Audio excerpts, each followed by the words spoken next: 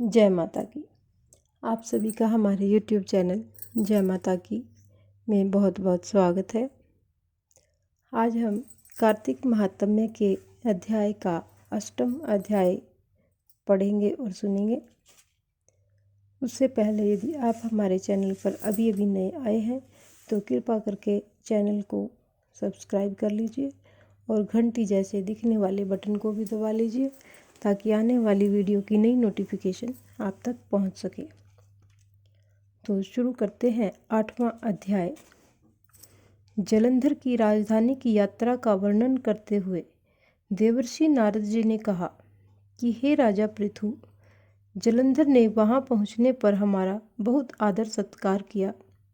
वह भक्ति भाव और श्रद्धा से हमारा पूजन करके विनती करने लगा कि महाराज कहिए, आपका आगमन किस अभिप्राय से हुआ है और मेरे लिए क्या आज्ञा है। हमने कहा, दैत्यराज, मैं कैलाश पर्वत पर गया था। वहाँ पर भगवान शिवजी और माँ पार्वती जी का वैभव देखकर मैं चकित रह गया। अब तीनों लोकों का भ्रमण करते हुए मैंने यहाँ आकर आपकी समृद्धि भी देखी है। आपकी और शिवजी की समृद्धि व वैभव में किसी प्रकार का कोई अंतर नजर नहीं आता, परंतु तुम्हारा वैभव स्त्री रहित है। कामदेव के शत्रु, शरीर पर भस्म लेपन करने वाले वीतरागी भगवान शिवजी के पास स्त्री रत्न के रूप में माँ पार्वती जी है। यद्यपि तुम्हारे पास भी अनेक सुंदर स्त्रियां हैं, परंतु उनमें से एक भी ऐसी नहीं जिसकी तुलना पार्वती जी से की जा सके। अतः आपका सुंदर स्त्री के रहित यह अधूरा वैभव देखकर यही निश्चित हुआ कि शिवजी के समान सारे ब्रह्मांड में किसी का भी वैभव नहीं है। उनके पास पार्वती जी के रूप में ऐसी अनुपम स्त्री है जिसको देखकर ब्रह्मा जी ने अनेक अप्सराएं रची, परंतु एक भी पार्वती जी के समान नहीं बन सकी। नारद जी ने आगे कहा कि राजा पृथु, मैं तो केवल इतनी बात कहकर वहां से चला आया, परंतु पार्वती जी की अपूर्व सुंदरता की बात सुनकर जलंधर कामदेव के ज्वर से पीड़ित हो गया। उसने उसी समय राहु को बुलाकर कहा कि तुम अभी कैलाश पर्वत पर जाकर शिव को हमारी आज्ञा सुनाओ।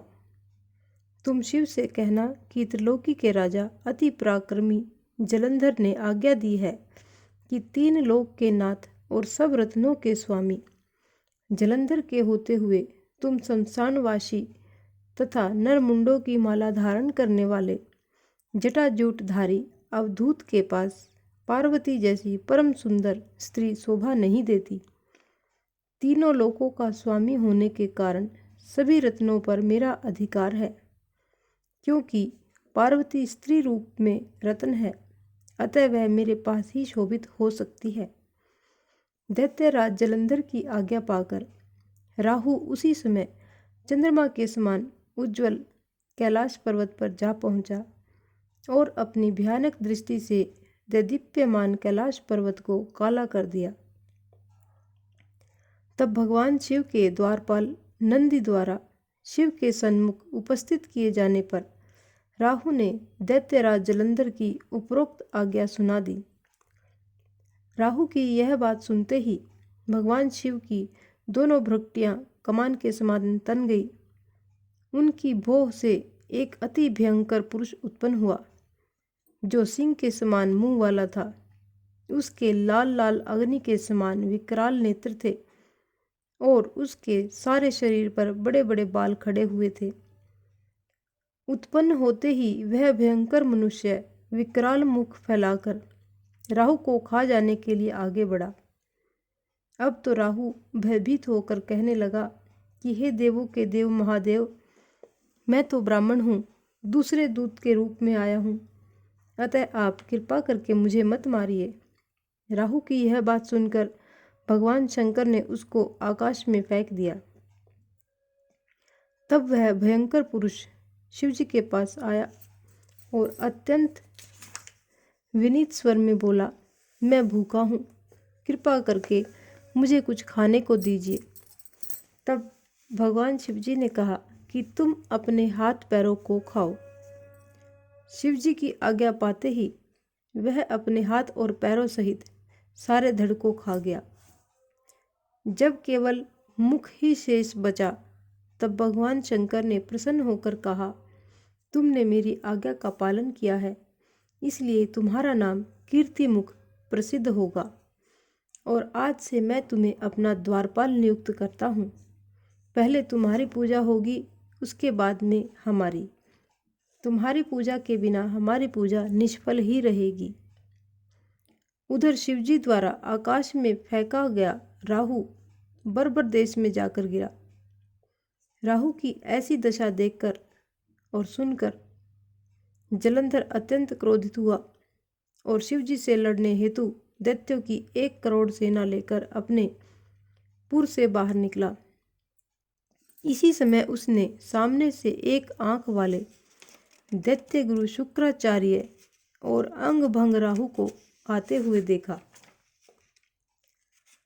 इसी समय इसके अतिरिक्त और भी अनेक अपशगुन हुए, परंतु उन्हें देखकर भी वह रुका नहीं। वह अपार दैत्य सेना सारे आकाश में बादलों की भांति छा गई। जब देवताओं ने दैत्यराज जलंधर को अपार सेना सहित कैलाश पर्वत पर चढ़ाई करते हुए देखा, तो चुपचाप इसकी सूचना शिवजी को दे दी। खबर पाते ही शिवजी वह महाराज ने विष्णु भगवान जी का स्मरण किया और भगवान विष्णु स्मरण करते ही उपस्थित हो गए। भगवान शिवजी ने श्री विष्णु जी से कहा कि हे नारायण, अवतारों देवताओं को पीड़ा देने वाले इस महादैत्य को आपने क्यों नहीं मारा? इतना ही नहीं, आप स्वयं श्री लक्ष्मी जी सहित उसके घर में विराजमान हो गए। आखिर इसका क्या कारण है? तब भगवान विष्णु ने उत्तर दिया कि हे शिवजी, यह महादैत्य आपके अंश से उत्पन्न हुआ है और लक्ष्मी जी का भाई है, इसी कारण हमने उसको नहीं मारा है। अस्तु, यह महादैत्य आपके ही हाथों से मारा जाएगा। भगवान विष्णु की यह बात सुनकर शिवजी ने कहा, यह तेजस्वी दैत्य हमसे भी ऐसे नहीं मारा जाएगा, अतएव इसको मारने के लिए आप अपना तेज देने की कृपा कीजिए। शिवजी के ऐसे वचन सुनकर श्री विष्णु भगवान जी सहित समस्त देवताओं ने अपना अपना तेज शिवजी को दिया।